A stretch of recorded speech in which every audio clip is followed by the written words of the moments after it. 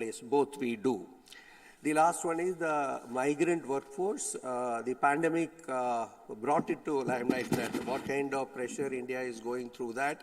Here it is for facilitation of the people to get a job, people to settle down, their children to get educated. So entire thing falls in place with your own Ideal Village thing. So we from the industry are committed to this. We are committed to Stanford University's program. We are committed to Wheels Foundation. As you rightly mentioned, without all of us working together, it will not happen. I promise that CII will make it happen. Thank you.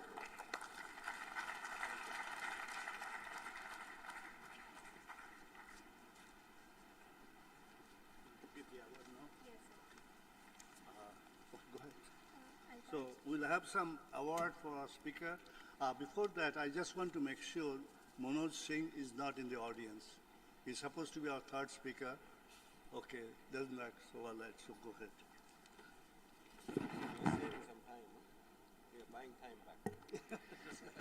First of all, I'd like to thank Dr. Sundar Kamath and Shri B. Tyagarajan for sharing their valuable insights on this session.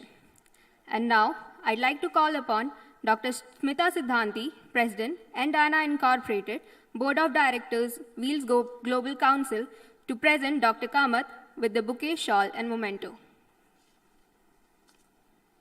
Okay, while Smita is coming, let me use the time. I'd like to recognize Smita and her sister, Bhiva Gupta. Let me give you a simple introduction.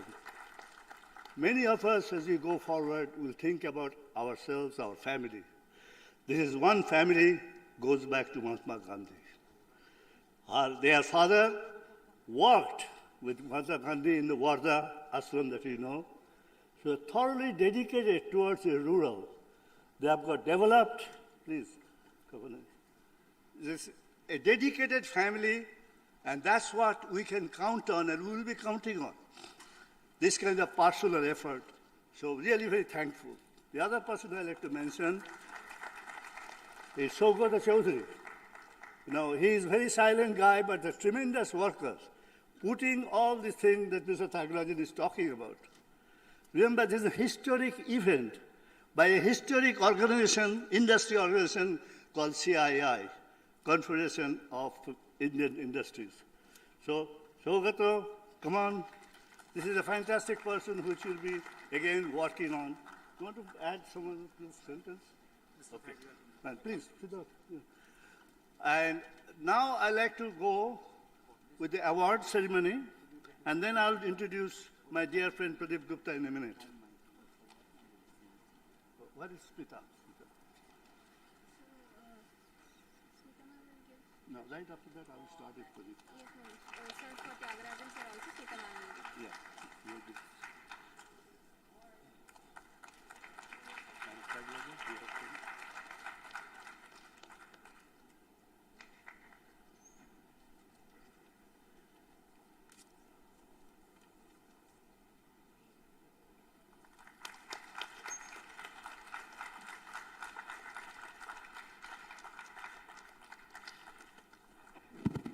For the next, I'd like to request Smita ma'am to please give. What about Tyagarajan's word? Yes, sir. You got it? No, sir. I'd like to request Smita ma'am to please present B. Tyagarajan sir with this shawl, memento, and bouquet.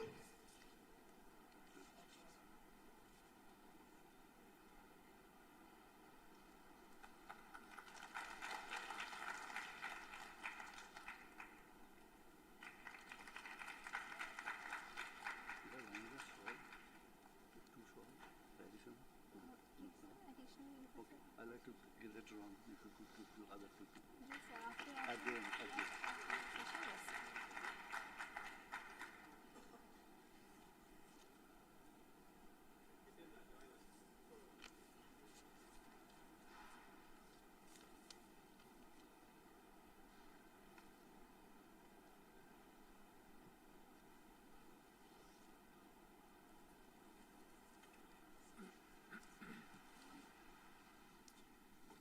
While they're posing for the photographs, I just wanted to recognize a few other people who've been key supporters of the Ideal Village movement in India.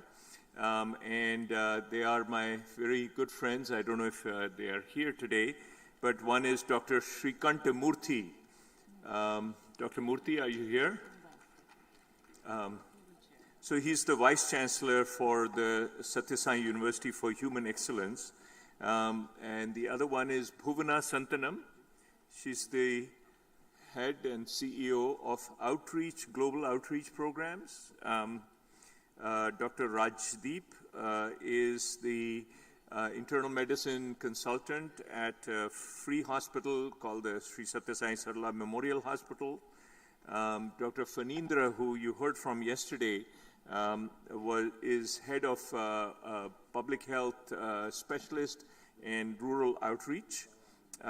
There is a program that they have launched, which is E1E1, which is Each One, Educate One.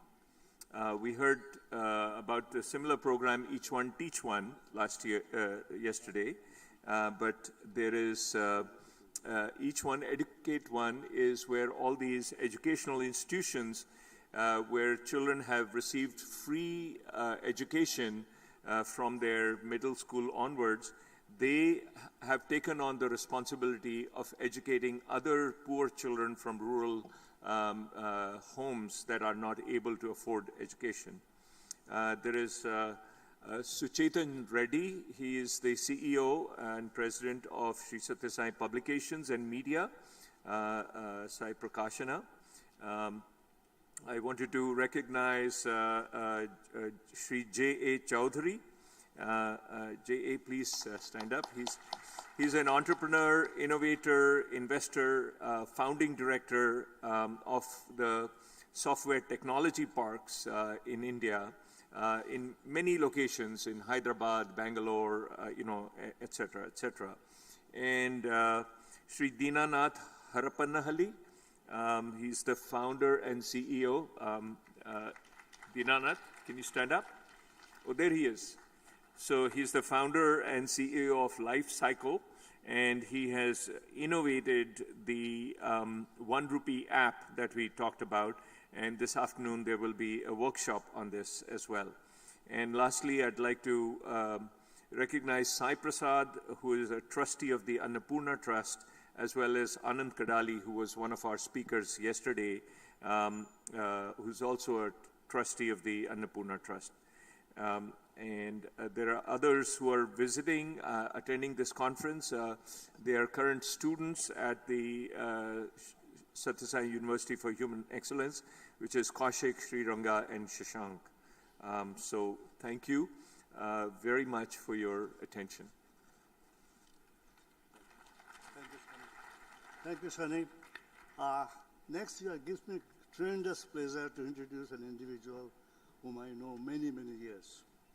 His name is Pradeep Gupta.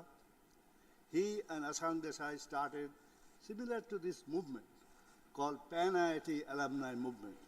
How to get all the alumni associations together for a common purpose. And it was a fantastic effort, resulted many nation-building efforts like PARFI, fellowship, and so on. So, Pradeep Gupta, where are you? Okay, just come on over. And Pradeep is also went on to start a media empire called Cyber Media Group. So very fortunate to have them joining us as a media partner for this movement. Without any ado, here is Pradeep Gupta. He will conduct the speaker panel, and at the end, you can hold your question. At the end, you have enough time for question and answer. Pradeep. Yeah, so may I request my fellow panelists to join me?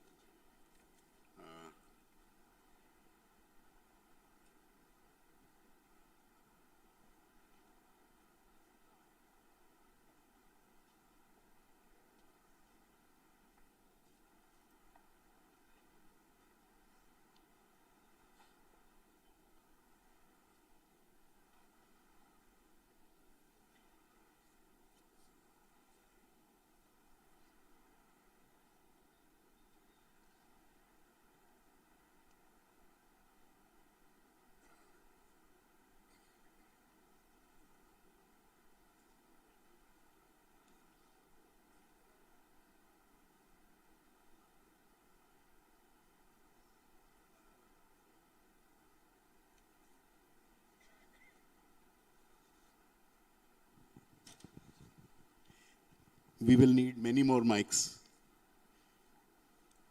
और भी mics जरा नहीं, I think और mics हैं? दो ही हैं? Okay, all right. So we will manage. So, welcome, fellow panelists. Let me do a quick introduction of the various panelists. We have Professor Vikash Kumar Dubey from IIT BHU. He is the Dean R&D. We have Professor Amit Prashant. Professor Amit Prashant is the Dean Research and Development at IIT Gandhinagar. Professor Satyanarayan, he is the Director of IIT Tirupati. Welcome, sir. Professor Virendra Kumar Vijay. He is not there. Okay. Professor Sandeep Sangal, Department of Materials and Metallurgical Engineering at IIT Kanpur. And Professor Suman Chakravarti, Dean Sponsored Research, Head of Mechanical Engineering at IIT Kharagpur. Then Professor Amrendra Das, Department of Design at IIT Guwahati. And Professor Anand Rao, Head of CTARA at IIT Bombay. Okay. So with that introduction to the speakers, the panel discussion is essentially on the role of IITs in rural transformation. So we'll discuss it amongst ourselves, and then after that, we will, of course, open it for question and answers from the audience. And my request to the panel, because there are a number of us here, and we have 1.5 hours, so if we can do good time management, that would be really fantastic. So that's a request that I have for all the panelists. Let me plunge straight on and talk about what specific IITs have done in the area of rural transformation. And let me start with Professor Dubey. You are the host institute, so I will start with you. And may I request you to talk about what are some of the initiatives that you have done, and especially in the area of agriculture and healthcare. Yeah, good morning, everyone. And it's really a pleasure to be part of this event. IIT BHU is working very aggressively in rural development, primarily related to agricultural, engineering, and healthcare.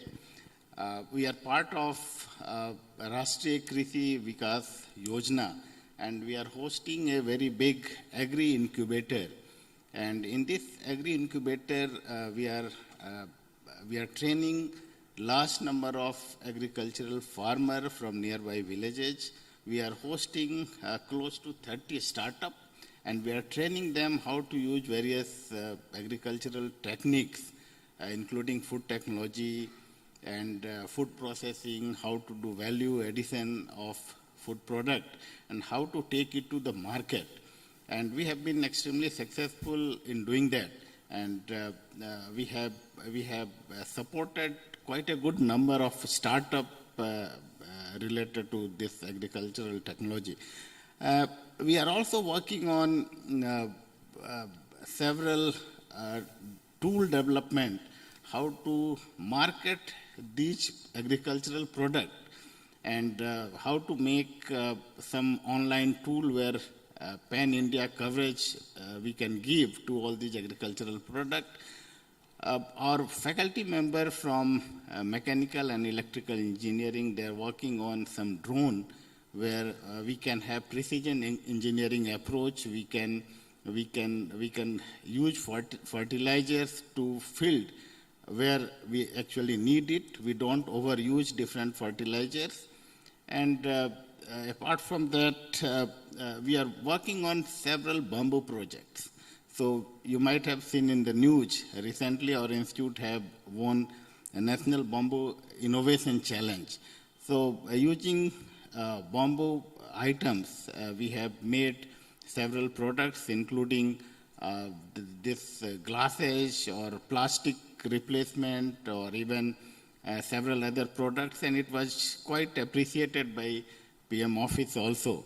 And our faculty member is also working on how to test milk once we take it from rural population before give it to industry and ensure that the food is fresh, the milk is fresh and pasteurized and so on. And this product has also recently won award from FSSAI. So we are not only working on various products related to agriculture, but we are also trying to make our farmers entrepreneur and support them through various incubation and otherwise. So hold that thought, because that I will ask you in the next round as to what can be done in terms of bringing in the entrepreneurship culture. Professor Prashant, you've been working on this global to local, and so on this global to local, what really are some of the initiatives at IIT Gandhinagar?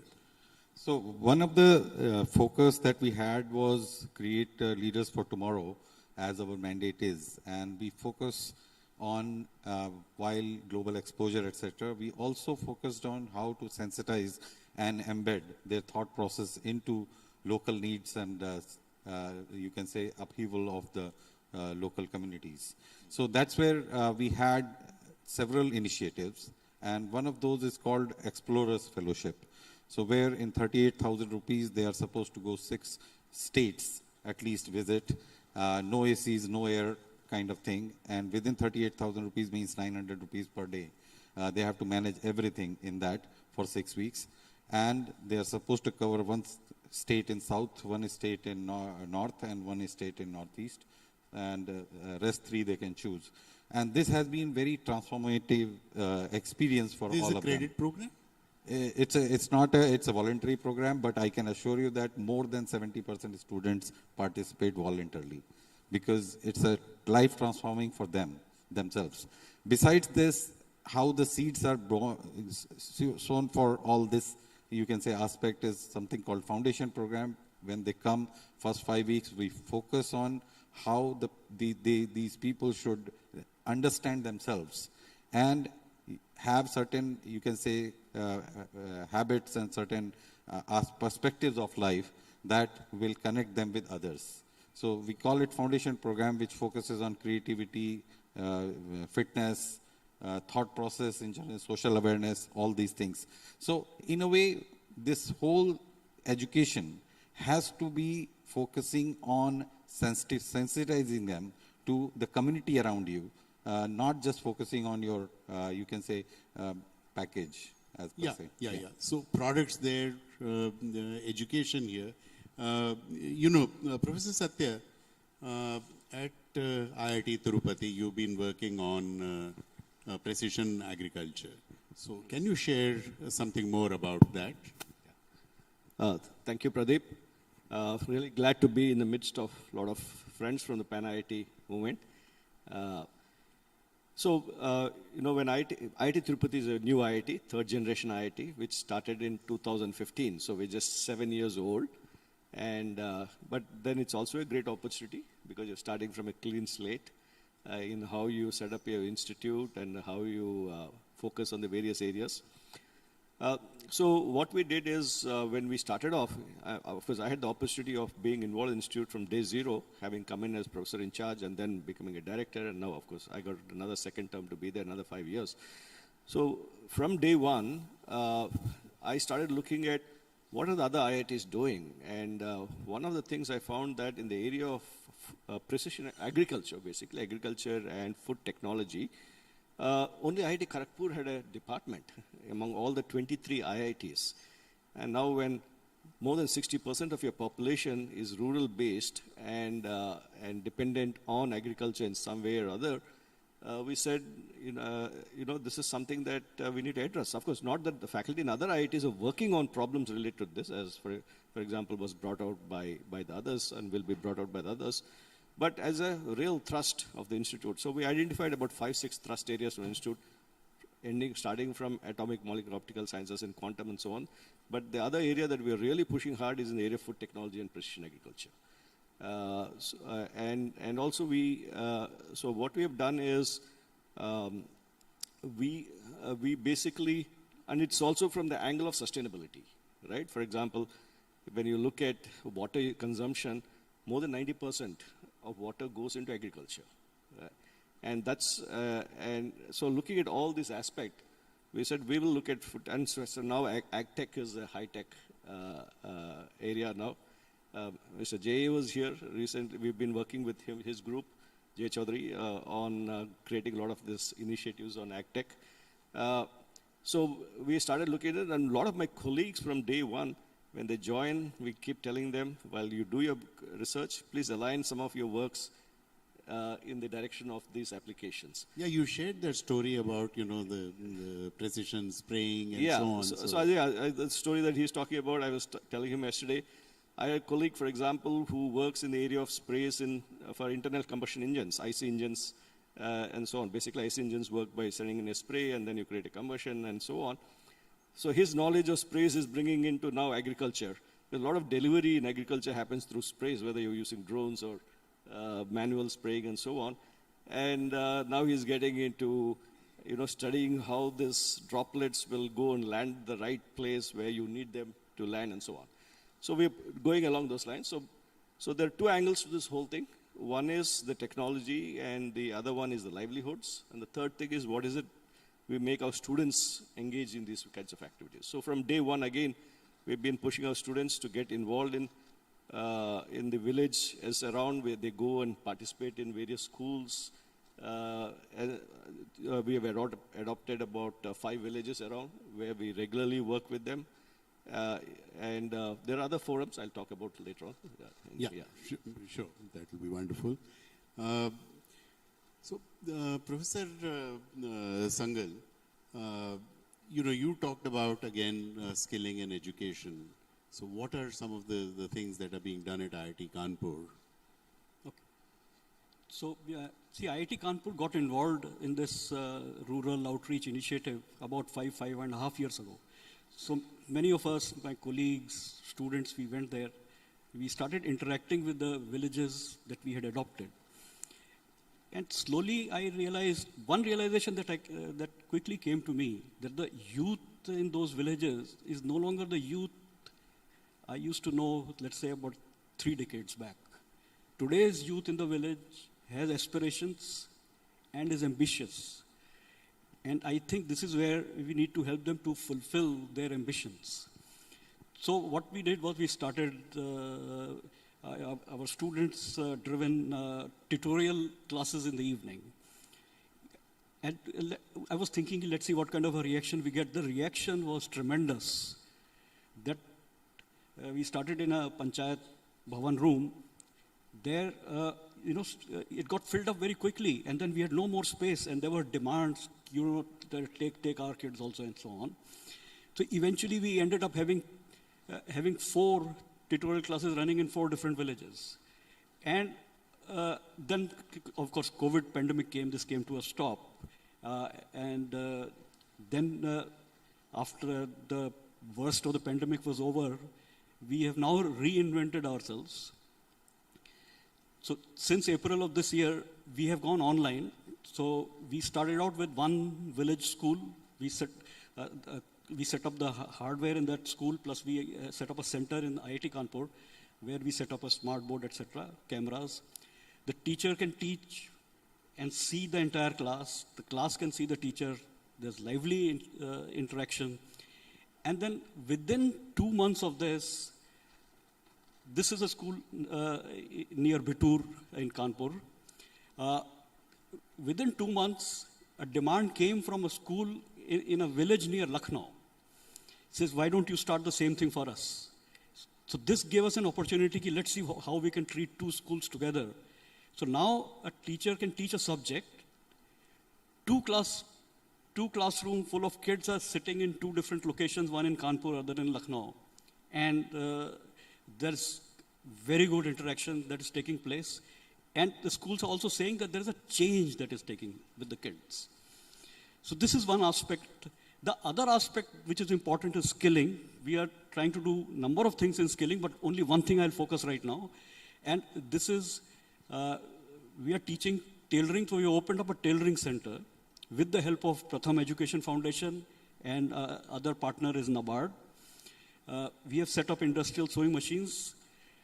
These youth, mostly girls, there are a few boys also, who come, they get trained within 35 days. It's a 35-day course, but we are very flexible with it. If somebody requires more time, we'll be given more time. And they are getting absorbed. So we have, so far, in the last 7-8 months, we have trained about 200 people, and about 70 to 80% have got employed in the export houses nearby. Some of them who did not want to go are doing something at home. So in a way, almost everyone is either employed or self-employed. So I'll stop here, and then we can continue discussion later. That's absolutely wonderful. And especially you're talking about education being also delivered remotely. So, you know, it's an interesting thing. We'll talk more about it as we proceed. So, you know, I think now there is a mic there. Perhaps if you can pass it to Professor Chakravarti. No, let this mic remain here on this side.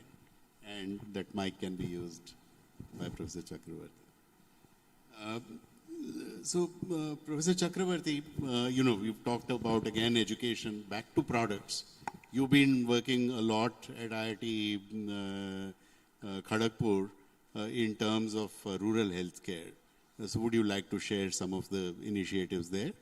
Yeah, you know, first of all, thanks a lot for, you know, setting up this platform.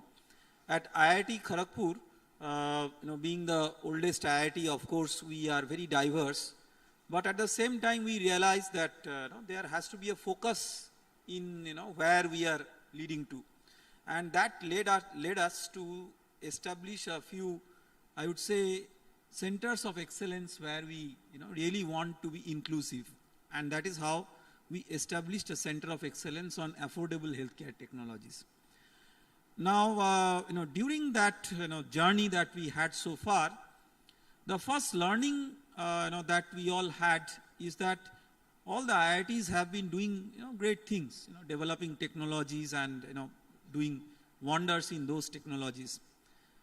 But, you know, the challenge has been really to transform that, you know, towards an ecosystem-driven, you know, outcome, you know, rather than a piecemeal type of technology solution.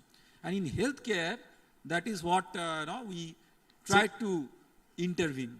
Yeah, so that is going to be the next part of the Yeah. discussion that we will have on, you know, how we can take them to the market and so on. Yes. So perhaps Yeah, if you I can will focus on you know, the specific. the specifics of the healthcare technologies. So, you know, what we realized is that the telemedicine system being at place and digital health is something which is, you know, impacting everywhere, and it is already there. But what is that, you know, missing link that, you know, doesn't make it as impactful as we all, you know, would like? And the answer is very clear. The answer is lack of those technologies which are simple to use, affordable, but, you know, they are also quite accurate. So, for a long period of time, we have been, you know, discussing about frugal technologies. Some people also in a light mode call these as jugaad technologies. I mean, technologies, you know, which are, you know, very simple, they will work. But for example, I mean, would you depend on such a technology which is simple and easy to use, but gives inaccurate result for a diagnostic test? No doctor will, you know, depend on that. But the challenge, you know, with working all the technologies is that once we have a technology in place and we bring it out of the lab, outside controlled lab environment, it is likely to fail.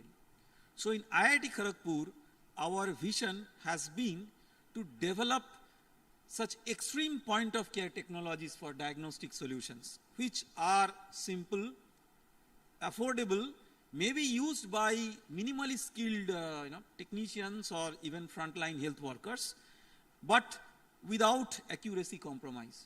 And that is how we have been developing a bouquet of technologies, starting from you know, simple blood test with 1 drop of finger prick blood, infectious disease detection, a platform technology. You know, we brought out a platform technology called as COVI-RAP during the COVID period, which got US patent also. That it's a sort of a platform technology which is neither the RT-PCR test nor the rapid antigen test, but a nucleic acid test like RT-PCR implemented in a rapid test format, which in a grassroots level people can use. So in that way, we have brought out a handheld device which in 30 seconds can tell whether somebody has oral cancer, pre-cancer, or that kind of thing. So a lot of diagnostic yeah, solutions. A lot of diagnostic solutions. Yeah. And to bring it to the perspective and yeah, so that I will take in the next round, as to how do we. So this brings it to the perspective of what everybody else is doing, and possibly combine that together to a transformative framework. Absolutely, Professor Das, IIT Guwahati, and once again I think you've been working on a number of different projects. So, would you like to just share some of the stuff that you've done in the Northeast? Sure. As you know, when IIT Guwahati came up, it was a crucial time for the Northeast, as well as for Assam, 1994. Whole state, including Northeast, you can say, was infested with insurgency. It was a challenge. And main cause of the insurgency was also unemployment. There was no industries and there was not many jobs, so that prompts to insurgency. So when we started in 1995 with academic curriculums, first challenges for us is to provide job, which was not possible within the IITs. So we had to look for livelihood, and out of the all 5 departments initially started, design department was unique, which knows the context and all. So our emphasis on generation of livelihood for rural people, urban people, mostly targeted to rural people, were through design intervention. We wanted to use the design for creating solutions for the people and create livelihood. And looking into the context, one was the rural areas and implementations was done on transportation mobility. We call it Dibbahan tricycle rickshaws. We have devised a very good rickshaws, enduring, very comfortable and all these things, and we introduced in 2005. Today we are proud to say that at least 500,000 people got livelihood through that. That's important things, and that is the only one tricycle rickshaws awarded by Government of India till now, the best tricycle rickshaw design. Even US people knows it because that was a participant in the Tech Awards, all these things. So that was one intervention what we did, because we realized people migrate from rural areas to urban areas. The first evocation without any skill is pulling a rickshaws. So that provided that. And I will come to later part how we marketed all these things. Second was weaving was an excellent thing, and at least 40 lakhs looms were in place. We took up weaving and designed a framed loin loom for the tribal populations, which become popularized. In between, it has a downfall because we are partners with the KVIC, but tribal people were not getting the khadi yarn, so they are not ready to use these looms without yarns, but now we are taking it up, it is going into. Then we came up, that was a good challenges.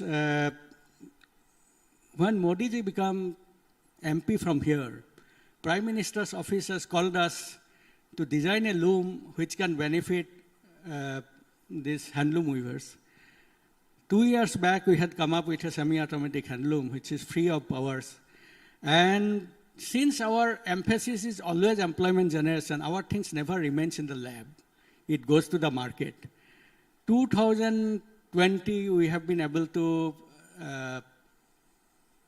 help government to procure 115 sets of those looms, which is in implementation stage, but we are getting much better support from the entrepreneurs. They are buying the looms. These are some of the activities, and we are into the agriculture, looking into these things. So Institute has initially set up Center for Rural Technologies, and now we have a School of Agriculture and Rural Technologies. There is all things are directed towards providing, that is some of the things. And of course, there is many others. But our emphasis is to provide sustainable livelihood, and that comes only when our designs and products goes into the market, and we feel we are quite successful. Wonderful. Professor Rao, would you like to share? Namaskar. First of all, I would like to thank the organizers and Director of IIT Bombay for giving this opportunity for me to be in this panel. I come from Sitara, that is Center for Technology Alternatives for Rural Areas, which is a kind of a unique center within the IIT ecosystem. And this was established in IIT Bombay in 1985. Although we started a formal academic program only in 2007, and I would say we were the first IIT to offer an MTech program that specifically targets rural development. So the MTech is titled as MTech in Technology and Development, because we believe that we need to work on the interface between technology and development. Coming from IITs, we always tend to believe that technology will solve all the problems, but we have to understand the limitations also. And there is a need to understand what is the actually need on the ground. So we find that those who are working in the social sector, they are not aware of the capabilities of technologies or limitations of technologies. On the other hand, those who are the technocrats, they don't understand the social aspects of technology. So that's why we are working on the interface of technology and development. So we train young engineers who are joining our MTech program from all disciplines to become development professionals. And we believe that there is a huge scope to have this kind of a new professional branded across all IITs. And that is what we are hoping, that apart from IIT Bombay, many other IITs can also join, and then we can have just like Ideal Village movement, we should have a more professional approach in terms of how this problem can be resolved. Thank you. Wonderful. So, yes, a huge round of applause to my panel here. A, for, maintaining beautiful time, and B, the wide range of stuff which is there. We've talked about precision agriculture, we've talked about agriculture, we've talked about healthcare solutions, we've talked about capacity building in terms of training, we have talked about creating ecosystems. So, it's immense, the range and the variety of different kind of initiatives that are being done at different IITs. So thank you, gentlemen, very much for that. I now move on to the second part of our discussion. And this is the lab to market journey.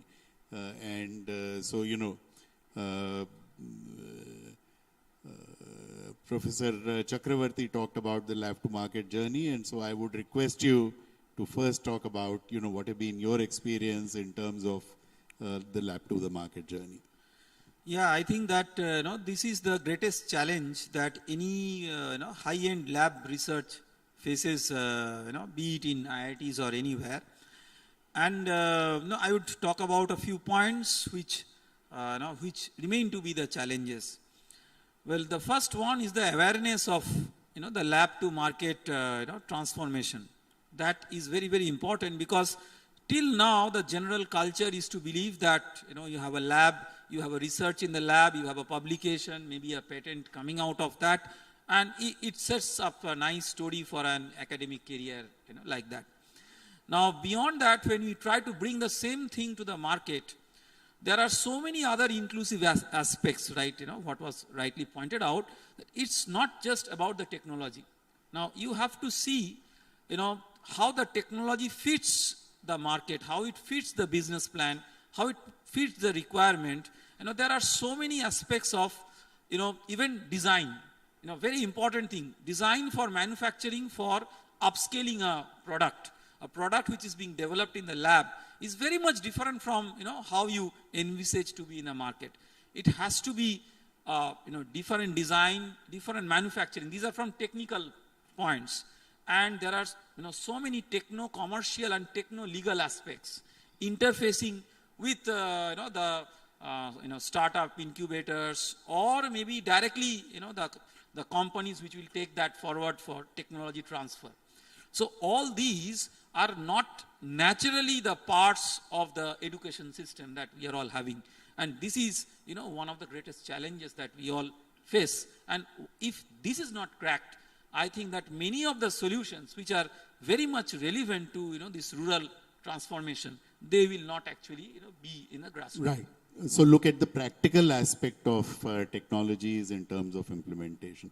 So, again, in the Northeast, you have scaled up some of the operations. So what have been your experience in this entire lab to market journey? How important was the role of the government in terms of taking these technologies to large number of people, or was it the industry which played a role?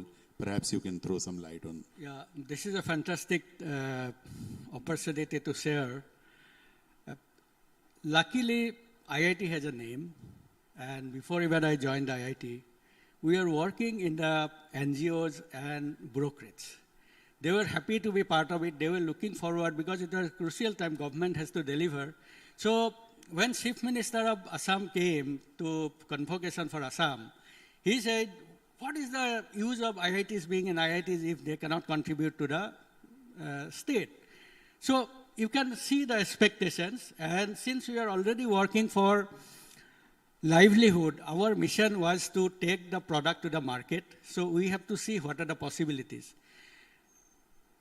So we joined with NGOs for taking it to the market because we are not being able to reach to the market directly. Government we have taken into confidence and established that these products are good for you, it can give you good names, good benefits to the beneficiaries. So we got the budget out of them because we had the highest contact, say the chief ministers and all these things, they came forward.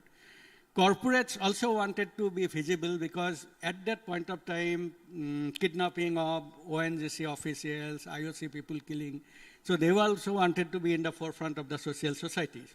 We took that benefit at our own risk. And I remember, give me one more minute maybe, today Stanford is here. When they came to know about Dibbahan rickshaws, one girl came all the way from USA to do internship on how we made these rickshaws, and her father appears to be officials in the World Bank. So that girl was briefed by her father to ask us how we do things so cheaply, so frugal. We said it is in our culture.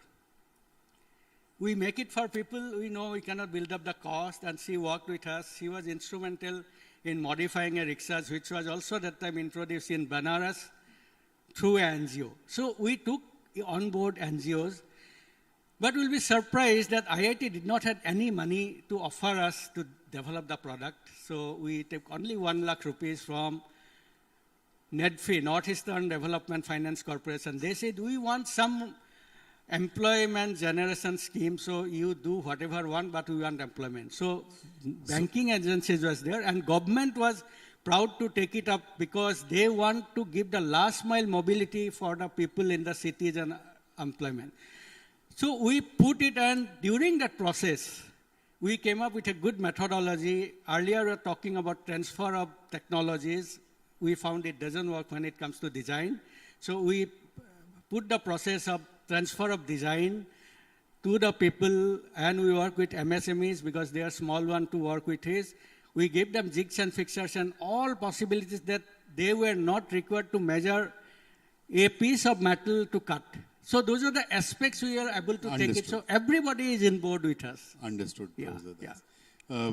Professor Singhal, in terms of the 2 villages that you've been working at, and if you wanted to scale that up, what do you think would be the methodology of further outreach to the market? Yeah, so the 2 schools with, we are doing this education activity, right? That's what you...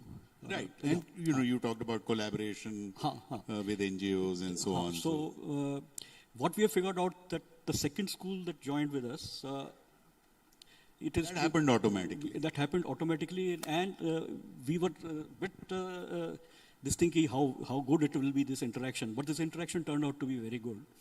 And therefore, I feel that now we can really scale this up. And in fact, the district administration is telling us to take more schools and they will put the hardware, in those schools. So we are hopeful that we will scale it up. And then we are also mentoring about 40, 50 colleges in our region.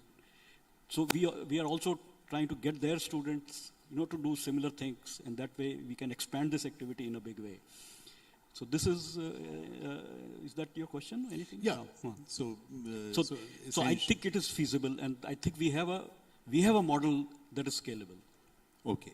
So and Professor Dubey, in terms of scalability, some of the rural technologies that you've been looking at, what is your sort of roadmap to scalability? You see, we are doing a lot of innovations across all IITs. And most of these innovations, rural population is even not aware about.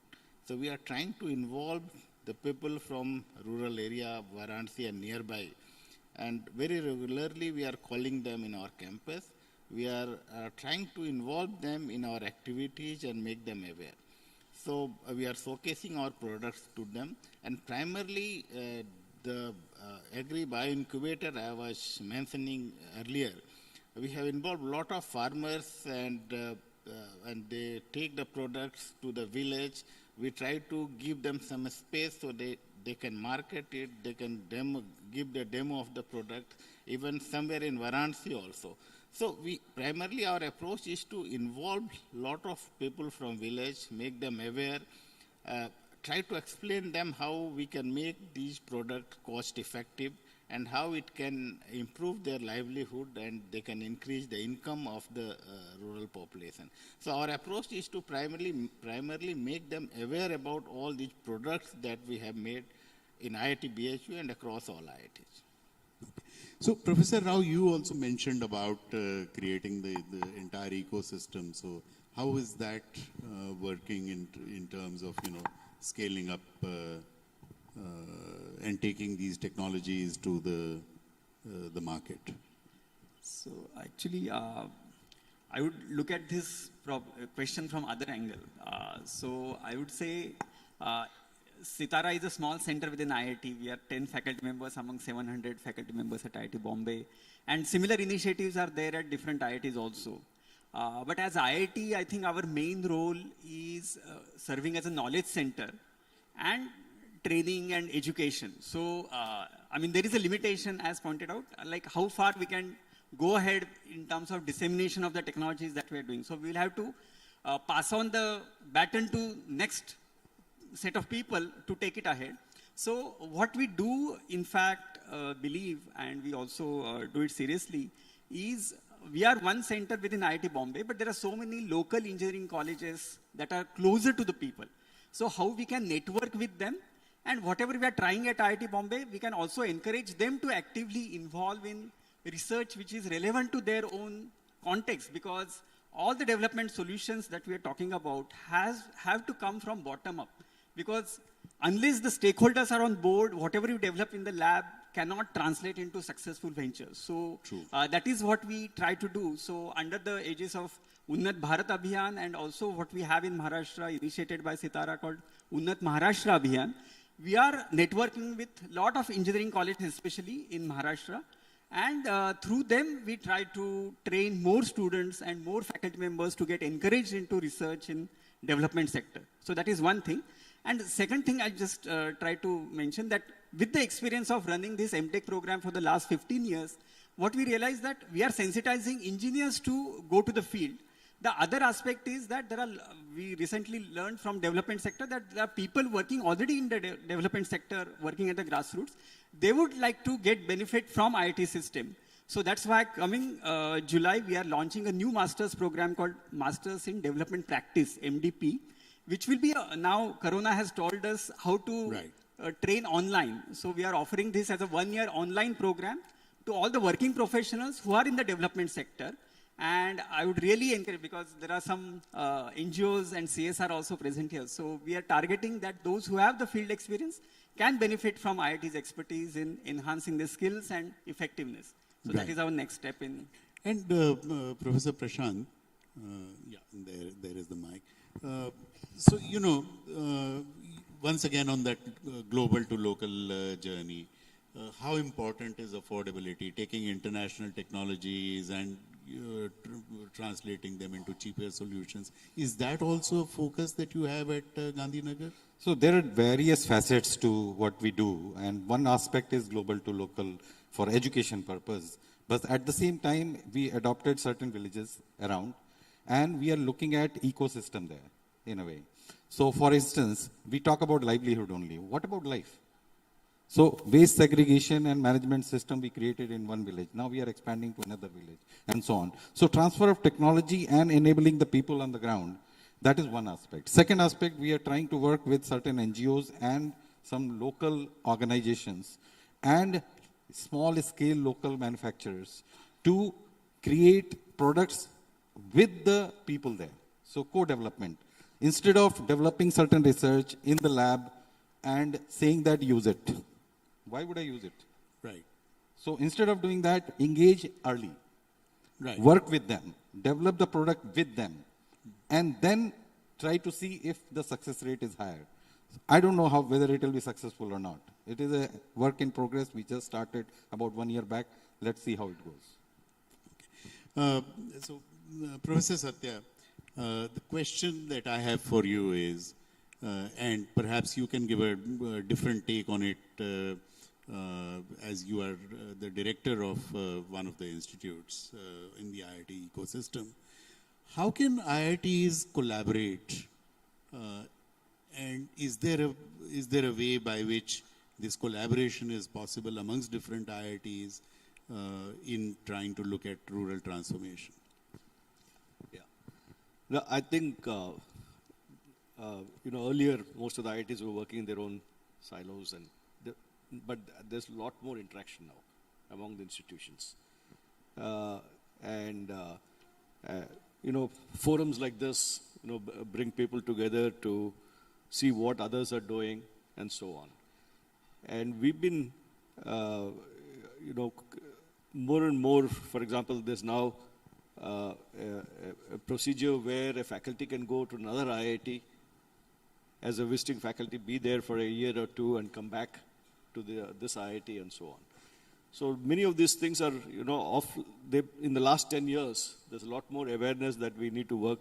Earlier, when we were talking about collaborations, we were thinking about collaborating with international institutions, in US or in Europe and so on. But now there's a lot of talk about, we are also come up with quite well, why we're not collaborating more among ourselves, right?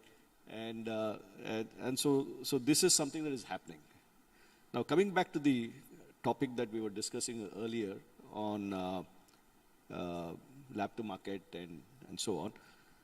So I'll just give you an example what we have done on this front. As I told you, we have identified food technology and precision agriculture as one of our thrust areas. And recently there was there's this scheme called PMFME, Prime Minister's Formulation of Micro Enterprises Initiative. So when this call came for this PMFME to set up incubation centers for micro enterprises for farmers, I called my colleagues and said, let's get this, let's put in a proposal for this. And one of the things is, how does it help us in our research? Okay, but what I was telling them is, we've identified this particular area, we need to understand what the farmers' requirements are and so on. So let's set up this initiative, and which gives an opportunity for us, because under this, I'll tell you how it works. They have this scheme called ODOP, one district, one product, right? Every district, a product has been identified, which is promoted. And the district where we are, which was the Chittoor district, was for tomatoes, okay? Because Madanpalli area and so on is a major tomato growing area. And that Chittoor district produces 40% of the mango pulp in the country. Just the district in and around Tirupati, 40% of the mango pulp is produced there. So what we did is, we are setting up 3 lines for the farmers to bring their produce and create value-added products.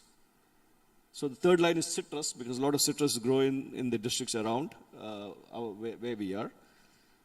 And the whole idea is that our colleagues will then work with the farmers. Farmers will come, bring their produce, and they also create value-added products. In the process, they also do some little manufacturing for their process, because that center is supposed to become self-sustaining. And then we understand what is required, then you take it to the market. So you to create that linkage, so create this platform to do that. So under the PMFME scheme, we're getting certain money from the institute funds that we had. I put in about 1.5 crores to create this platform for this interaction and taking it back and forth between the researchers, the farmers, the market, and so on. No, that's wonderful. So, you know, yes, I see a question from the audience. So perhaps Raj, you want to ask a question? No, there is no mic, but why don't you just speak? I'll repeat your question. Okay. Oh, they've got. I could not stop myself from bringing this in the presence of such amazing group of people. More than a question, it is a suggestion or a comment or what IIT can do. By the way, I could be first generation honorary IITian. I'm a cardiologist by profession, but technocrat by passion, because I see in my practice of medicine. So may I request you to be brief? Yes. Technology plays such an important role. 90% of the things we do in medicine come from you guys. You are an amazing intellectual capital of the world. Put together, it would exceed far beyond thousands of corporations put together. Sir, your question, please. Yes. So the question is, why aren't you collaborating with industries for research, getting the capital from companies, and continue research? Because this is a normal practice in USA. Majority of the companies, they collaborate. And the first one to start more than 100 years ago was in my town, Philadelphia. Merck collaborated with University of Pennsylvania for vaccine research. Similarly, you can combine. Sure. We get your question. So who would like to answer this? And as a matter of Pradeep, I would ask Professor Chakravarti, because I worked with him during COVID to make the oxygen concentrators, and we had an amazing synergy on working. Thank you. So Professor Chakravarti, how can IITs collaborate with the industry in terms of technology for the rural transformation? Yeah, and in fact, it's a continuous process. And what I would say is that there is already some good effort in place. There are schemes run by the government where you have to have a compulsory engagement of the industry to work on your research agenda. Now, what is missing here? I would say that one has to see the end goal. The end goal for such technologies to be transformative are not merely technologies, and that is where the ecosystem-driven approach has to be there in all these projects. So every project has to have elements which part of that can be education, part of them can be skill development, which is a special part of the education. Part of that can be just creating a business model and supply chain. For example, I was talking about a diagnostic solution. Now, the diagnostic solution for such a rural transformation can take place where not only industry, you have a complete engagement of different stakeholders. The regulatory authority, for example, say ICMR in India, has to say vouch for that yes, this has to be the technology, or not that is something which is there as a gold standard over the years. So one has to have the NGOs in place. For example, I know Wheels Foundation, it has been doing a wonderful work in these. Now, but there are certain dots which as IITs we can fill up there. So the foundation has an outstanding outreach of say healthcare facilities at I would say, extreme remote locations. And that is mostly advanced by, I would say, the digital, transformation. Right. Now, one has to have the interface of that digital transformation with a physical system-driven transformation, where you have a human resource and you have the, these technologies developed. So I would say that the role of industry, IIT, on the top of that, we should have the role of the not-for-profit foundations, NGOs, and I would say the regulatory authorities and the government, and all coming together to come up with a transformative solution. And Professor Rao, you also had talked about, creation of an ecosystem. So would you like to add to what Professor Chakravarti has said? Yeah, I mean, the specific question was about the industry and... I know, but we have gone beyond that. In that respect also, I think IIT Bombay has, IIT Madras has, and many other IITs are coming up with this research parks on IIT campus, where the industry can actively get engaged with the research happening at IIT, so that collaborative efforts can fructify into better products. And yeah, you wanted to, Professor Singhal, also talk about the... Actually there are two aspects to it. One, IIT is involved with industry, but not per se directly bringing in the rural India into the picture. So in that there are a lot of collaboration. I'll just give you one single example, is that currently in IIT Kanpur, there's a project in which large number of partners are involved, including industry, is the development of an artificial heart which would be much cheaper than what is currently available. So this is one. Second is, in IITs, there is also this Rural Technology Action Group. I am also a part of that. And what we have done is that what our center is doing, which is, by the way, called Ranjit Singh Rozi Shiksha Kendra. Ranjit Singh was an alumni. When we are doing work with UBA, we are doing it very small level. And then he came along, he says, why don't you scale it up? So he was generously donated funds to us. So what we have done is we have now collaborated with RUTAG in that. And RUTAG brings the problem from the ground up, and not rather that we sitting in our offices and trying to figure out what they need.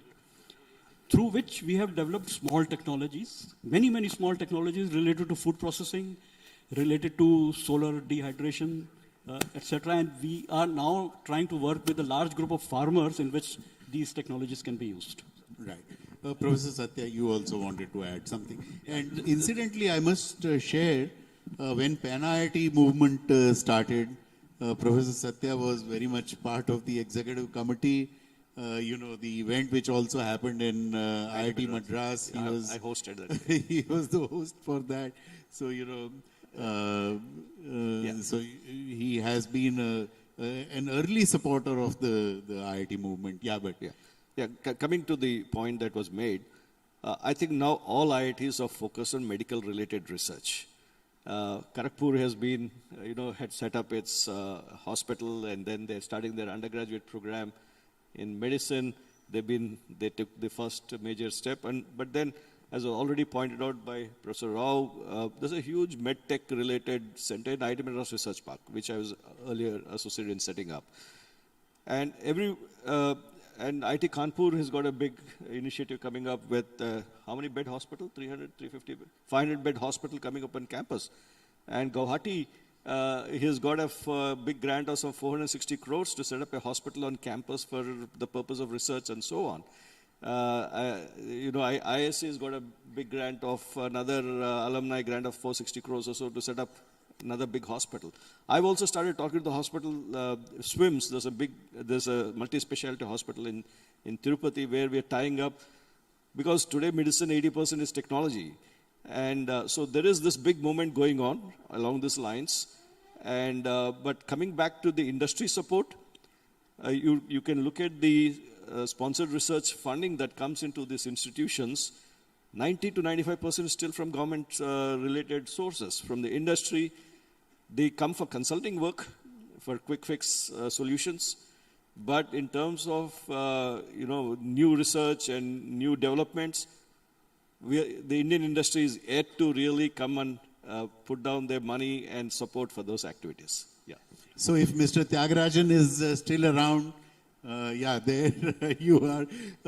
So, by the way, I see lots of people wanting to ask questions, and therefore, perhaps I'll cut our discussion short, but take up the questions and sort of incorporate it in whatever we were supposed to discuss further. So, yeah. So I represent CII. That's the reason why I was saying that 90% of the money is still coming from the government and only 10% coming from the industry. Just to let you all know, from CII we have incubated a PPP body called GITA, Global Innovation and Technology Alliance. So it funds research in educational institutions and in industry. It's a step forward, and as PPP also industry brings its funds while the government brings its funds. So together we are able to make an impact, and I think it's scaling up more and more, and maybe some of you are already working with GITA. So perhaps, instead of 90-10, it should head towards 50-50. Agree. So that's internationally, that's the benchmark. Exactly. That's what I was wanting to say. Let me Suresh, just comment quickly, you have a question. Pradeep. I just wanted to comment on that. At Stanford, we have at least 40-45% of industry support for many of the institutes. And that's the other thing that I feel is lacking in the IITs is endowments. We have endowed chairs, endowed programs, endowed labs. And so I've been the beneficiary of those endowed chairs. So incidentally, the endowment scene has changed dramatically now at the IITs over the last few years. So we are, heading in that direction. Suresh, you have the mic. Thank you, Pradeep, and thanks to everyone for taking your time to be with us. My question has to do with impact. We heard a lot about innovation and technology, frugal technology, and so forth. Are you taking into consideration the impact that these technologies have, and how do you measure that? And do you do that only on the basis of cost of production, or do you also look at the scale and the impact analysis that you do? So I'd love to hear about how you approach doing that. Thank you. So Professor Prashant wants to address. So from education point of view, I can say that we started a Center for Creative Learning, and that had a small start with some new way of teaching in the schools, etc. Today, with support from several states, it has touched millions of students and faculty. And the feedback is that the education is transforming in those places as per the regular feedback basis. So as a IIT, if we use the technology to reach out to different local regions and have the model in place in the right way, design those, tweak those based on the feedback that we receive from the local touch points, we can make an impact, and we do make impact. So that is a direct story. You can look at the impact of Center for Creative Learning on our website. It's amazing. Pradeep ji, my name is Dr. Bindu Kansupwada. I'm Wales Global Health Council member and board. Simple question for you, all of you, is future is virtual visit. And all over the world, we are having epidemics of diabetes. Are we developing any remote patient monitoring system, simply like what I may give example, like Freestyle Libre, which has affected positively in USA for last 8 years. Diabetes is managed at home from rural. We have same issue in USA for rural diabetic management. So I would urge you, if you have not developed something like Abbott, remote patient monitoring for diabetes, 370 million diabetics can benefit with cheap, because Abbott is expensive. It's $100 a month for 14 days time 2. So my humble request is, you guys are amazing. Work on something for our diabetics and chronic disease management. Thank you. Yeah, so perhaps Professor Chakravarti, out of the various other diagnostic stuff that you're doing, and India has a far bigger problem of diabetes, so you should perhaps look at that. Yeah, absolutely. And this is spot on and very much required. And I would say where the challenge is that many of the technologies which can be operated remotely are going to be expensive. It is very, very difficult to get rid of that. So the future in India is a sort of a more hybrid approach where you can engage the frontline workers in an ecosystem model to have a technology dissemination which is not that expensive, but at the same time it is quite accurate and clinically relevant. So that I think is going to be the future of the diabetes management in the rural India. Hitendra, I'll have you speak at the last. Okay, so can you give the mic to the person behind you? Yeah. So I'm Ratan Agarwal, part of the Wheels USA team. So I think when I look at this forum, Ideal Village Conference, so we have a unique opportunity where we have brought together people who are in the field, people who are responsible for execution. And when I look at Sitara and all the rural development centers, technology centers, you are responsible for creating the new solutions, right? But that is still academic wall. How do you want to utilize this forum, Ideal Village Conference, and people who are in the implementation business, Wheels, all the NGOs, to create natural pathways so your innovations can have a chance to scale, can have a chance from lab to market? Absolutely. That was going to be my question as well to the panel here, that, you're doing great work. Wheels also wants to do the rural transformation. And so is there a way, is there a structure that we can form in terms of ensuring that that kind of a thing happens? Perhaps start of some sort of a Dean's Council could be a great idea, and then it could work closely with Wheels. So perhaps let's spark that idea and let's work towards that. So Pradeep, I just have one suggestion. So at a minimum, we will be happy to have Wheels entertain one innovation out of each of you. Use the board where the business is execution. All the people are from the Wheels board. They have spent their life in execution. Use that opportunity, use that resource. Okay, so 7 projects that can actually reach the market. So fantastic. One from that side, one from that side. Yeah. Thank you, Pradeep. Raju Guteti here from Tata Consultancy Services. I had a program called Co-Innovation Network. We are partners with most of you as institutes, and we fund research and many other projects, many other models also. 2 things. One is that when we call for proposals, I would like you to think about how can that be addressed by a ecosystem rather than just one institution, which could be a combination of, let's say, academic institutions. It could be a combination of even maybe NGOs, for example, in the context here. So that's one.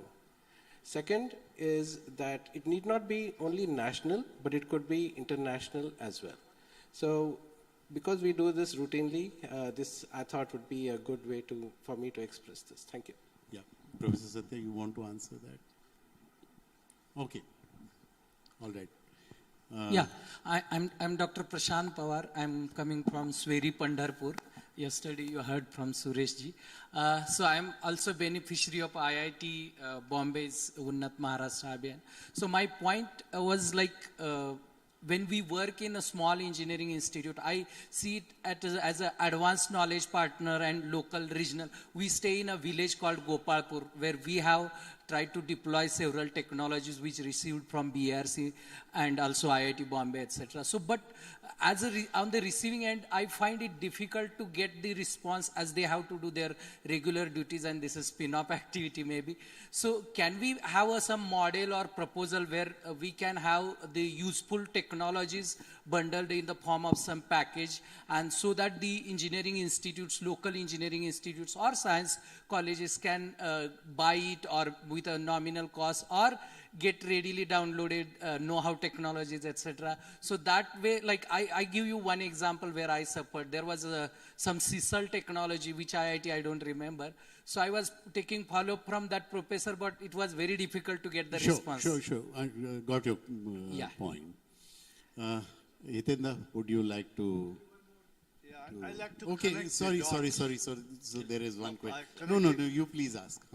Okay, I'm Professor Moni. I was the former student of IIT Chennai, 76-78 MTech Computer Science.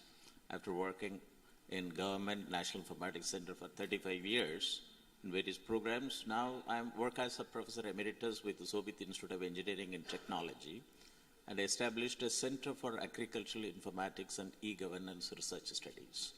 I worked for more than 35 years in bringing in IT in agriculture in grassroots level. Very quickly, your question.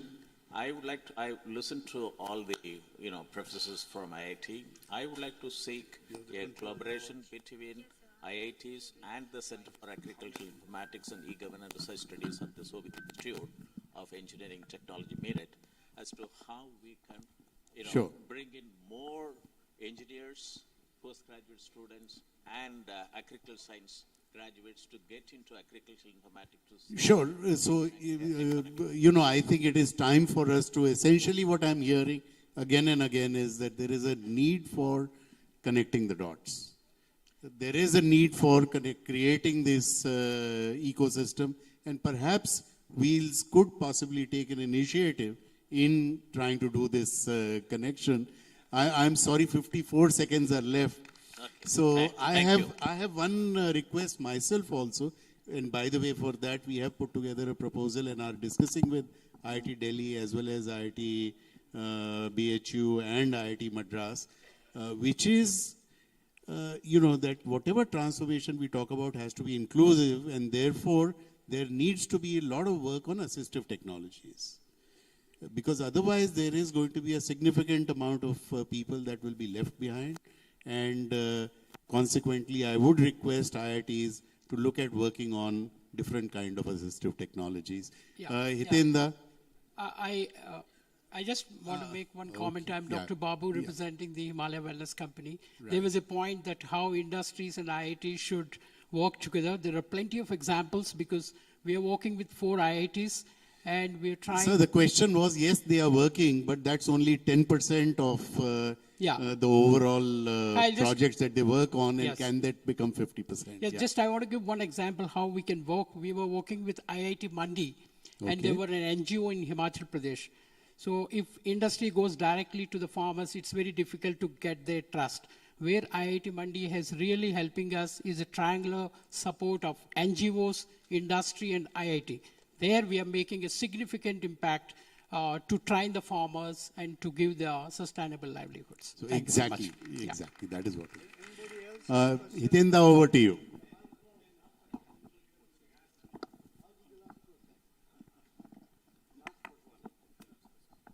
Yeah. I think it's switched off. Sorry.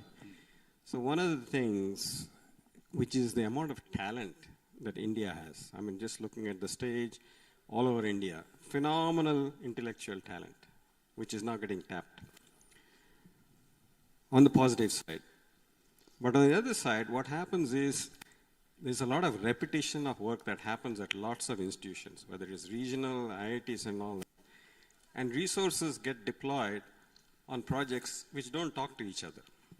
So we need to find a mechanism working with Ideal Village Wheels that we can create a consortium where we identify the top 10 problems. If we solve this with innovation, it will make a significant impact for India, rural India. So I'm proposing that we create a think tank or a consortium which focuses on the right problems, identify the right talent to solve those problems, channel the funds to those talent to make that happen. Sure. So we get more efficient. Good idea. So one observation. We at Wheels have developed a collaborative governance mechanism which can be used to very effectively drive collaboration between government, academic institutions, scientific institutions, NGOs, communities. We'll be very happy to talk about it anytime we want to discuss, but this has been deployed by us in Himachal Pradesh, where we are working with Himachal Pradesh government, IIT Roorkee, IIM Ahmedabad, Aquadam, PSI, and at least 5 NGOs, CORD, RTDC, MVS in that area for the last 2 years, and this we can share with you. This is Wheels property. Wheels product. Sure, and I think that's a good point, Yogesh. That is ultimately the alumni who can play a tremendous role in bringing the IIT ecosystem together with the external ecosystems and, sort of complete the entire cycle that is there. Because it's a fact that it's only when ecosystems get created do real transformations happen, not just individual effort. As we have seen in different kind of areas, take the UPI system. It is only when the ecosystem got created that you have had a complete digital transformation as far as payment is concerned, and so on. So in India now, we are understanding the power of this ecosystem. And with that, Hitendra, you still have the last word. My question is with Pradeep. So after the COVID, I think the village and the rural is a buzzword because the food is a necessity of every one of us, and it is about the farmer. In India, we earlier call it as a Haldar Kisan. So with the discussion on the board, what I realized is a keyword that is called clean slate. So if we start with a clean slate and put a mission on board, then IITs will run to catch that mission. So that's all. What is your viewpoint? One thing is, of course, rural transformation is not something which is only new on the agenda. I mean, ever since I was a child, I've been hearing about it, that, we need to do the rural transformation in India, and whether it was the Green Revolution or the White Revolution or the Operation Flood and so on, everything was going to transform this country. So there have been several initiatives. I think it is time for us to put together various kind of technological solutions also in that, and perhaps that is a role that we can play. With that, over to you. I like to summarize, but one area we didn't talk about, I think Professor Singhal touched on it, awareness, communication. Does the villagers get to know what you are doing? So we have developed a technology called spoken tutorial. I think Kanan Mudgala is here in IIT Mumbai. In the screen, you'll have English, whether the text or a video, just like we take the video and play it there. But the translation will be in local languages, 26 languages. Now just think about the power of the social media. Pradeep, thankfully, is making this media plan work. Just imagine you get it down. And these villagers, the village leaders, they are very smart people. They will, first of all, they will develop the trust. Here are the people, IIT leaders, are working for us. They are thinking about our problem. Just think about that power of trust and pride that is developing, and they are going to give you ideas from their point of view. They are the customer. So you are going to get immediately feedback, like Suman mentioned, affordable. They will say, hey, this is good. These people are thinking about affordable that I can afford. That's the communication you've got to develop, and the technology is already here. 26 languages, you will translate. We have done a nutrition package, we call Vidyalaya villages. So very strongly recommend we just think about communication and awareness to the villagers who are the real customer, get to know what you are doing. And thousands of ideas will bloom right from there. Because they will tell you, this is more important to us. Thank you. Thank you. So, I said that you will have the last word, but there are still some more words from this side. Okay. So, Professor Singhal, and then after that, Professor Satya wants to talk about what are the IIT's expectation therefore from Wheels. Okay. No, I just wanted to say something regarding our skilling this thing. It's a small thing, but I'm very proud of it. Initially, when we were, trying to bring these girls over to IIT, to our center, it was very difficult, but we managed to convince them. Now they come from far distances. And another thing that happened very recently was there were a group of girls who were employed in one company. They, on their own, went to another company, negotiated with them, and got a better job. Yeah, Professor Satya. Yeah. So yesterday, while we were discussing this, how to structure this session, one of the things he said, what is it you also expect from Wheels? Of course, the announcement that was earlier made that we will support at least 7 such initiatives across these institutions. Great, that's one of the things we were going to ask for. But other than that, see, what happens is to our kids, the way they come into IIT, is their last 4-5 years of their life, they're just cramming, coaching, and so on, right? So what, at least the model that I had in my mind, was at the end of the first year, after they finish their first year, our students have about 2.5 to 3 months vacation. Can we create a platform for an immersion program for these students to go and spend in rural areas and understand the rural issues and problems? And at least I was hoping that 25 to 50% of my students will use this opportunity to go do that.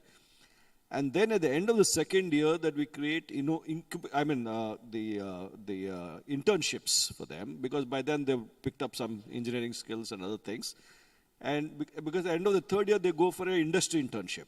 Now, by the end of the third year, they're into their job and applications and all that. So I would look forward, because there are other NGOs here, other than Wheels and others, if we can create such a platform and get these kids.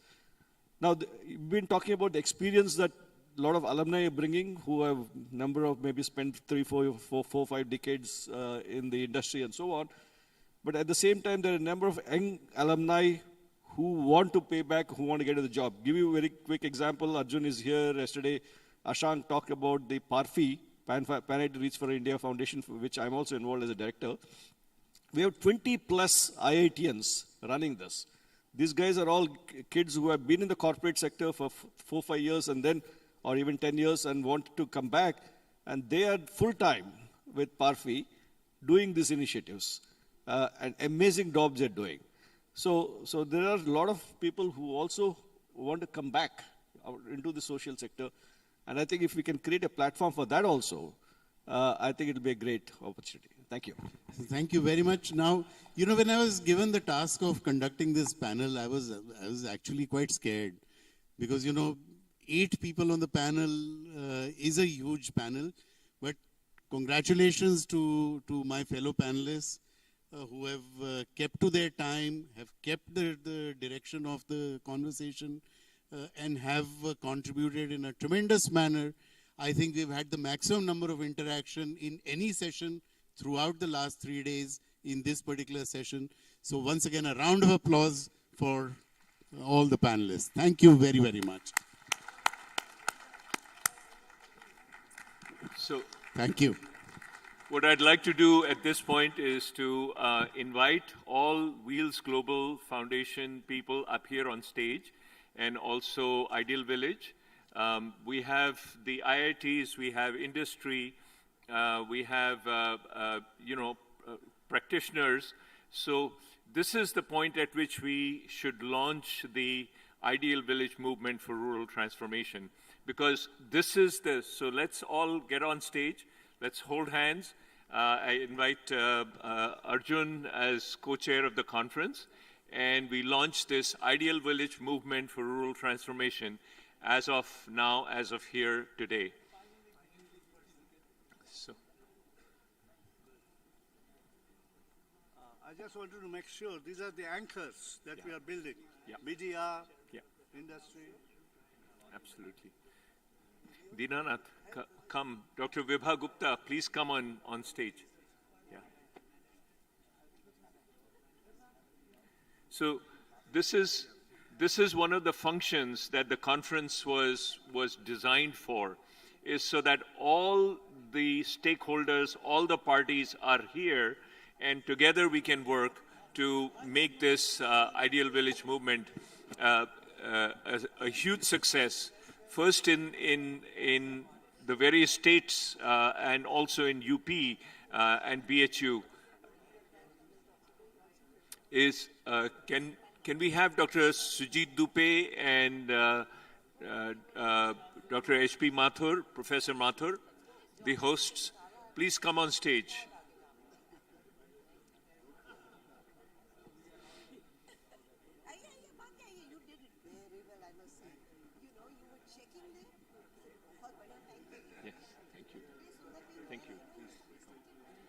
So can we get this? Yeah,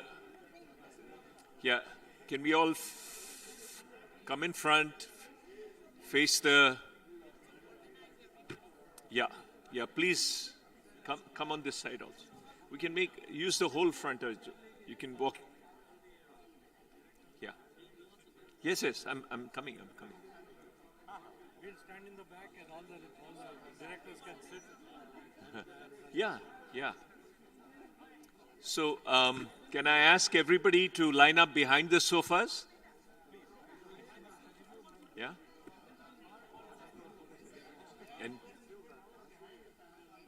Arjun, I want you to stand here with me. Okay. All right. Yeah.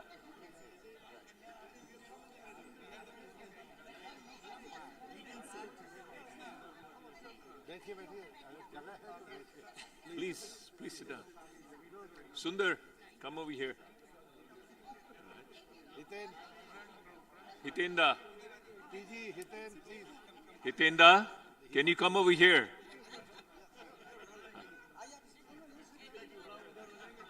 Yeah, there's place here, Hiten.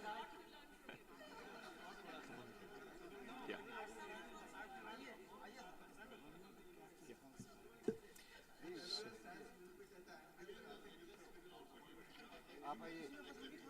Wonderful.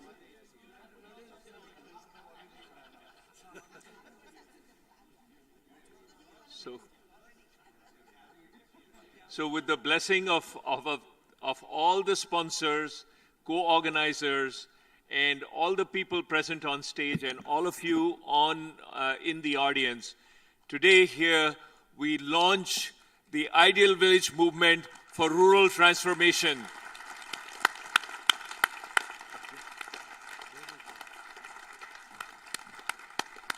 Let us take a pledge, because this is not simply for photographs or for publicity.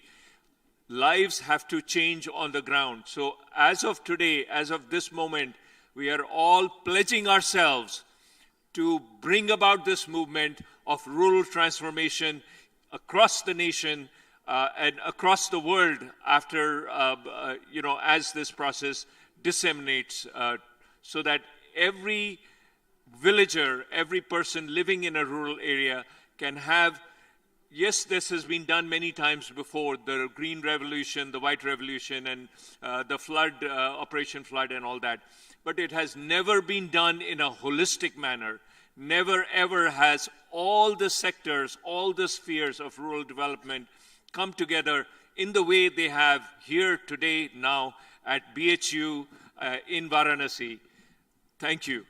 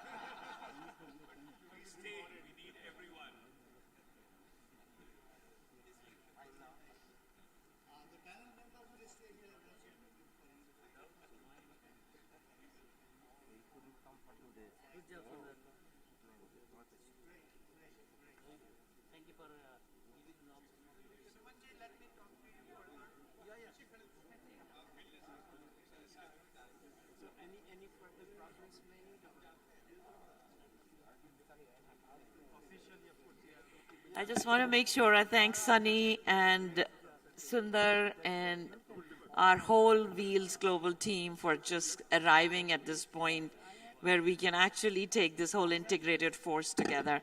I want to remind myself and everybody else that my father, who has dedicated his life for it, Devendra Kumar, Professor Devendra Kumar, was a vice chancellor at Gandhigram, and he had started the first rural technology center in IIT Delhi. So I am today really delighted, and I'm coming from Washington, D.C., but this has been the dream that all the forces can be together to make things happen. Let's continue this. Thank you very much.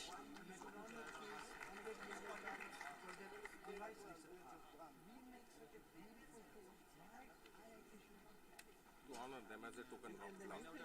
Can I request my panel to come back? One or two members are not here. Yes, sir.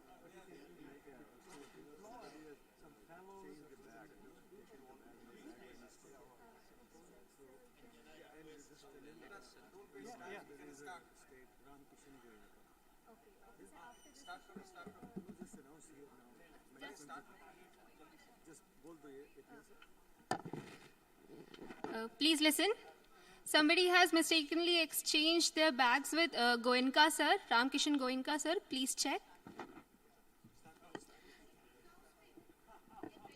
Thank you.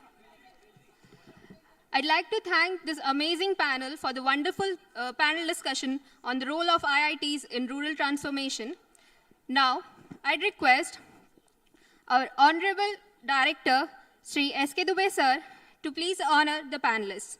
Sir, please present the bouquet, shawl, and memento to our moderator and chair, Mr. Pradeep Gupta, Pan IIT alumni, co-founder, Chairman, Cyber Media Group.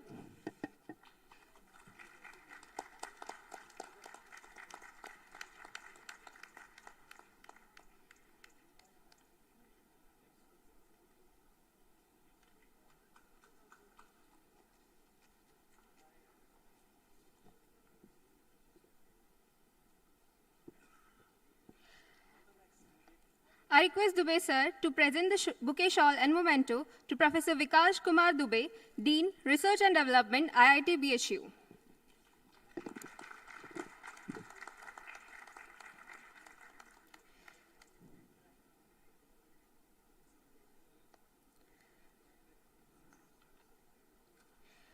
Sir, please present the bouquet, shawl, and memento to Professor Amit Prashant, Dean, Research and Development, IIT Gandhinagar.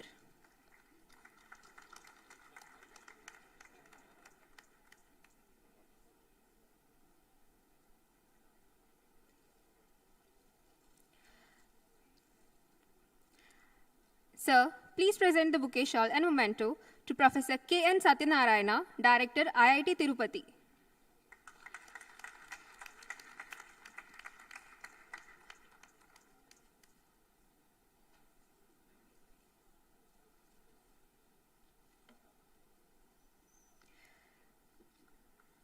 Sir, please present the bouquet, shawl, and memento to Professor Virendra Kumar Vijay, IREDA Chair, CRDT, IIT Delhi, and Sir, please present the bouquet, shawl, and memento to Professor Sandeep Sangal, Department of Materials and Metallurgical Engineering, IIT Kanpur.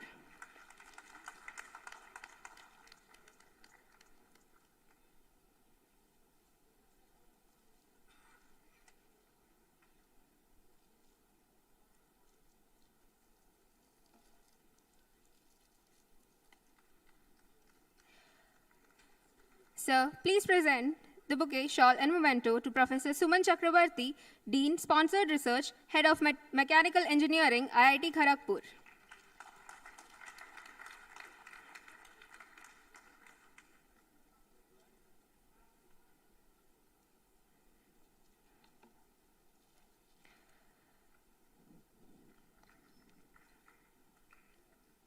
Sir, please present the bouquet, shawl and memento to Professor Amrendra Kumar Das, Department of Design, IIT Guwahati.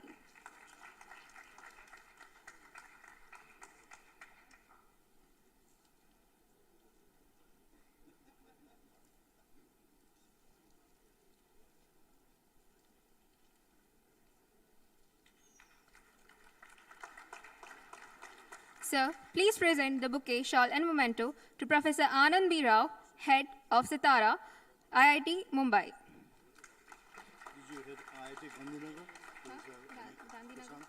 Amit Prashant. He doesn't have this. Anything wrong. Amit Prashant, I have said so. He got it. I didn't see his neck. Amit Prashant. Sir, please present the bouquet, shawl and memento to Professor Amit Prashant, Dean Research and Development, IIT Gandhinagar.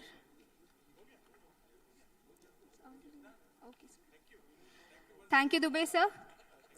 And I request you to give a huge round of applause to Hiten Ghosh, sir, for amazingly hosting this event. Thank you.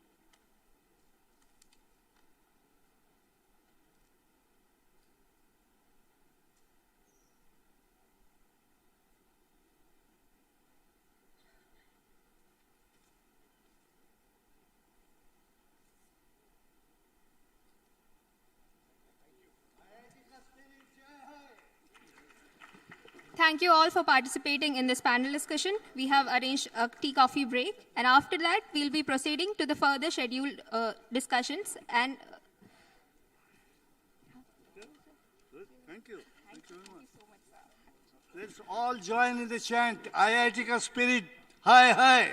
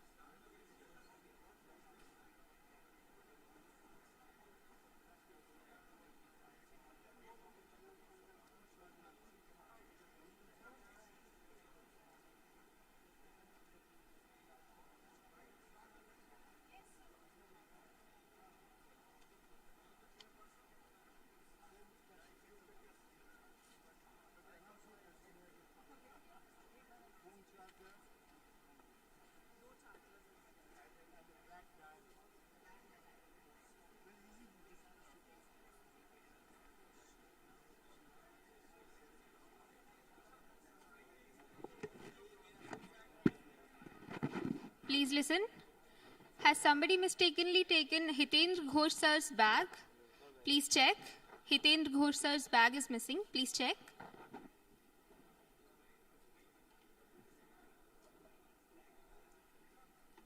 It has a black diary and 2 chargers. Please check.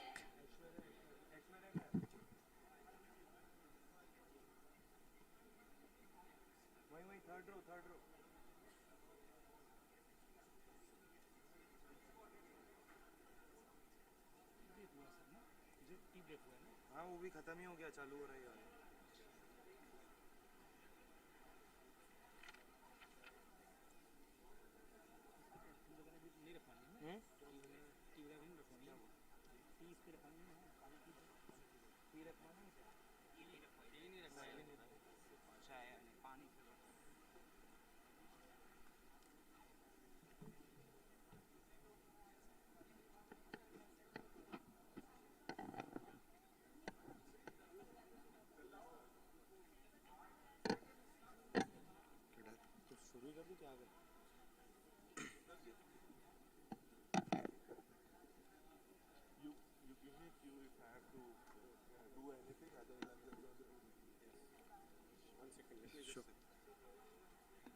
Okay, I think we need to get this audience back in order. I didn't realize, but I'm supposed to be chairing the 11:15 session. It's already 11:20. So please take your seats, get your tea. This is about the holistic village development. This is a very important session. But I think with Sunny's show that we had on the stage, everyone forgot there's a conference going on. So we have to get back into the conference mode. Okay. And we can send volunteers to announce outside. Yes. This is a very important session. We are going to take another 5-7 minutes to let people come in. Please tell people to come back with the tea. And there are some excellent talks on holistic village development. Okay. This is the topic that we all want to discuss. So will the volunteers please go outside and tell people that they have 5 minutes so that we can start the next session on the holistic village development.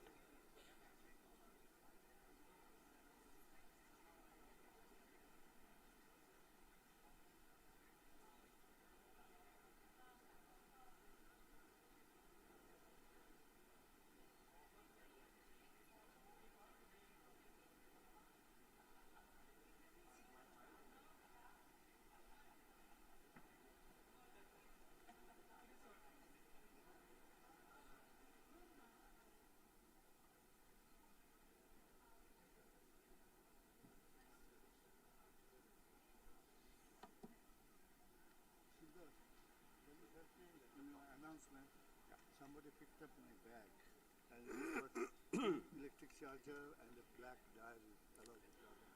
Also, somebody has picked up Hiten Ghosh's bag. It has 2 electric chargers and his writing pad and all that. Black diary.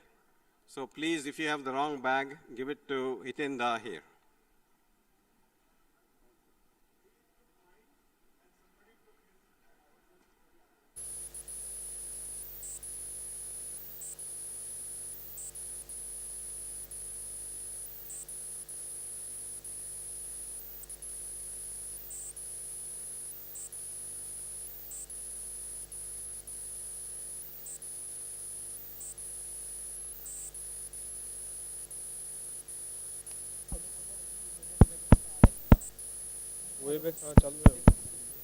Hello, mic testing. Hello, this is a test. Hello.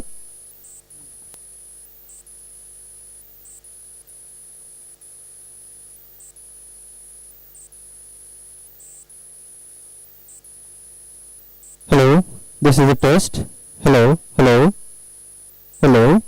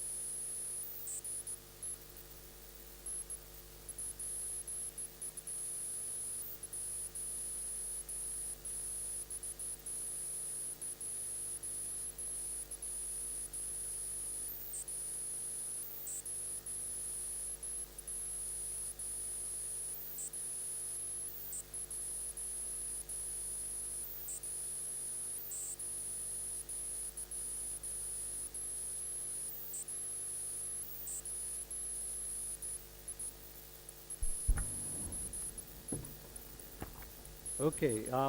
Good morning, everyone. I'm sorry that we are starting a little late. I think, but we are on time by IST standards, so that's fine. Thank you very much for joining us. We heard a lot in this conference about movement, rural development, rural entrepreneurship, rural innovation, and so on. And we also had the privilege of actually visiting such a place in Pandharpur, and some of their students are here today, as well as, Pandharpur is just south of Pune, and which is also a holy place like Banaras is. And one of the things that I saw was the students there are all children of farmers and local retailers and so on. I wouldn't call them impoverished, but they are really rural folks. But they are mandated to speak in English on campus, but the courses are taught in Hindi and Marathi. And they put on a show of their innovations, and quite honestly, they could teach some of the IIT kids what rural innovation is all about. I mean, I was blown away. And so I tried to talk to them about entrepreneurship, about access to markets, bringing the products to market, and clearly the three things that that stood out was their crying demand, not only access to technology, but access to markets and access to finance. Those are the three main ingredients for success and for successful transformation of the rural areas. Not only amongst farmers and agriculture, but also to create jobs that they want to do. So for example, we are currently working in Aravalli, where we are trying to set up 3 factories, one for making ginger powder, one for turmeric powder, and one for honey from bees, without killing them. And it is being funded through a grant from the Electrical Engineers Association, the US IEEE. Our concern is that I don't think that they really have a sense for cash flow analysis, for net present value, pricing their products, and so on. So I hope that this kind of a roundtable discussion on finance, microfinance, how it works, etc., and some of the issues related to compliance, and when we are in the US trying to invest in companies here, small companies and startups, and we can take equity, there's no issue. But sending money to them on a regular basis can be a challenge with FCRA and all that kind of stuff, which may or may not be applicable. So the main outcomes that we want to come out of this session today is, number one, how do we educate them in the first place? How do we get the information to the villagers on how to, apply for loans, how to, what is microfinance? So the basic education. And for that we have Mr. K.S. Rao from Aditya Birla Group. They have several programs, and I'm hoping that he will be the person who talks to us about that. And then we also have Sir Govind Singh Ji, who is an entrepreneur himself from Banaras, and he started his bank, local bank here, and we'll hear a lot about how he got started and listen to his life story, if you will, and how his bank interacts with potential entrepreneurs, etc. We also have Ratan Agarwal, who is my partner at Wheels, and he also runs an organization called Carbon Group, and he will talk a little bit about that. And he has done a lot of work in Africa and also in Guatemala and other places, and he is now the Vice President of Wheels, and hopefully he'll take it over from me sometime next year, early next year. And we are also joined by Mr. Rajesh Tripathi. He was a partner with Grant Thornton in India, and currently is a senior partner at Vidum Corporation, which is a very well-known global accounting and CPA firm. But he has also been a guiding light for Wheels Global Foundation in terms of compliance. And any monetary transactions across borders and even within the country which are not for profit with tax consequences, requires a lot of understanding on compliance. So So without much ado, I would love to start the event with each of you talking a little bit about some of the other speakers unfortunately could not make it, who are listed on the program. Mr. Mukul Jaiswal from Caspar Microcredit and Professor Rakesh Singh from the Department of Agricultural Economics could not join us. But this is a roundtable discussion, and I want to make it interactive. We've got plenty of time to answer all your questions. So I would love to hear from the younger people here as to what's on your mind. Okay. So without much ado, what I'm going to request each of you to do is to take about 5 or 6 minutes, 7 minutes to talk about your life journey. How did you get into microfinance or education or your line of work? And what does that mean? What is your objective of serving the marketplace? So why don't we start with you, Govinji? Yeah. Thanks, Suresh, and thanks BSU and all the sponsors for inviting us. I saw the type of environment we have got here. Yeah. We again feel like going back to campus, in fact. Always, whenever I come to BSU, I'll feel like that. Yeah, coming back to the points Suresh just raised. So two things, from our side, we are a bank now, but we started as an NBFC MFI, and that is how you can say I started my journey. I came to Varanasi in 2009. Just to correct you, Suresh, I'm originally not from Varanasi. At many times people ask me Varanasi kaise aage, but I'm not from Varanasi. I'm from hills of Uttarakhand. But when I was choosing where to go to start microfinance, I chose a lot of places. But I chose finally Varanasi because at the time the penetration level of microfinance, microcredit, and underprivileged societies getting served was much lower in case of Varanasi. I mean, Eastern UP and Bihar, in fact. And the density of populations were high. I thought I'll not go to any metro, large cities. I'll not go to south because it's very also important to understand the local language, culture, environment if you want to do microcredit. I mean, suddenly I can't go to Kerala tomorrow and say, yeah, I'll start microfinance. I can't do that part because I don't understand that space that way. Right. So I was in Mumbai for a long time, since 1990, with multiple banks, and last 9 years I was ICICI Bank. But when it was setting up your own, and especially in the microfinance space, I chose Varanasi at that time. And the other plus of Varanasi at the time, besides the population which you can serve, is it was well connected even that time also. So baad mein with Modi ji's being MP here and his support, I think we see the infrastructure has really upgraded a lot. In fact, I mean, whatever we are seeing today, it is at least 3 to 4x better than when it was 15 years back, in fact. But even at the time, it was an international center, so there used to flight from here. The Mughal Sarai was one of the biggest railway junction, so I think it was well connected. And Varanasi was considered to be the capital for Eastern UP. So UP is a large state. You are aware that, I mean, it is I think it's the 10th largest country in the world. No, 7th or 8th now. 7th or 8th. 7th or 8th. We will not be 10th. We will be 7th or 8th, in fact. So that's all right. Close to 23 crore plus population of this state. And plus you add the adjoining area of Bihar also. So Bihar is another around 9 crore population. And the BPL segment for these two places very, very high. That is, you can say, motivating factor for me to come to Varanasi, though I had come only 2 or 3 times before setting up the shop in Varanasi at the time. And we started from scratch.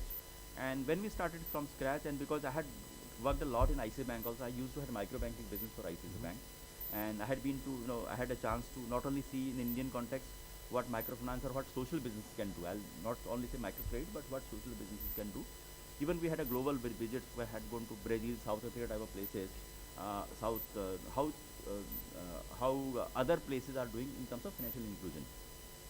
So those were the motivating factor. I came with a mindset that we'll create a professional company, but a truly double bottom line company. Being a banker, I think it's always important to make whatever you do sustainable. I mean, you can't work only on charity. I have a very strong view on the only charity part. I'll be very upfront about this part.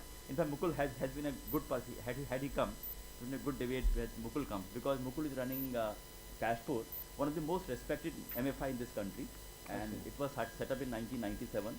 I mean, more than I can talk about him. And it was done by a originally Canadian national. Then currently the person who set up this company, Professor Gibbons, currently he's settled in Malaysia. I think there's some issue with the mic. Some noise part. Yeah. So it was set up in 1997, and they're the oldest one in this. And when he came here, I think the background helps. In fact, a lot of people, he went to South first. He went to Hyderabad and those places where Share, Spandana, Basics, SKS, all had set their institutions. So people told that you think that what Professor